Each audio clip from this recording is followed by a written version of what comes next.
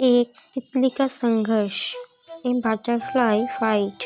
एक बार एक आदमी को अपने गार्डन में टहलते हुए किसी टहनी से लटका हुआ एक तितली का कोकून दिखाई पड़ा। अब हर रोज वो आदमी उसे देखने लगा और एक दिन उसने नोटिस किया कि उस कोकून में एक छोटा सा छेद बन गया है। उस दिन वो वहीं बैठ गया और घंटों उसे देखता रहा।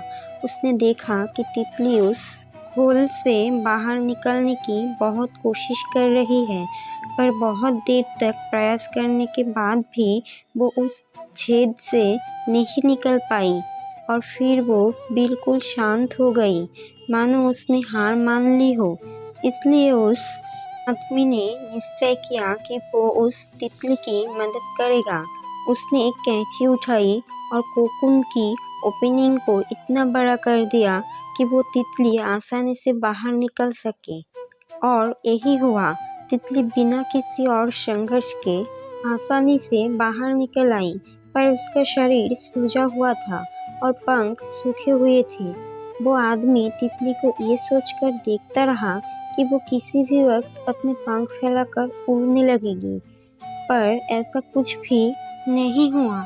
इसके उलट बेचारी तितली कभी उड़ ही नहीं पाई और उसे अपनी बाकी की जिंदगी इधर उधर घिसटते हुए बितानी पड़ी। वो आदमी अपनी दया और जल्दबाजी में ये नहीं समझ पाया कि दरअसल कोकून से निकलने की प्रक्रिया को प्रकृति ने इतना कठिन इसलिए बनाया है ताकि ऐसा करने से तितली के शरीर में मौजूद तरल उसके पंखों में पहुंच सके और वो छेद से बाहर निकलते ही उड़ सके।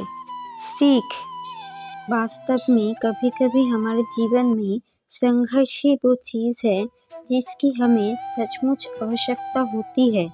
यदि हम बिना किसी स्ट्रगल के सब कुछ पाने लगे तो हम भी एक अपंग के समान हो जाएंगे।